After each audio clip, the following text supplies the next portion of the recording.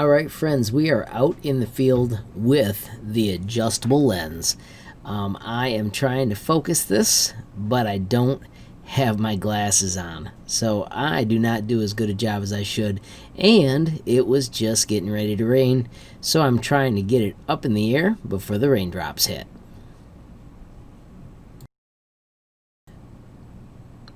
I also had a crazy idea that I could get my hands somewhere where they wouldn't be blocking the view so much.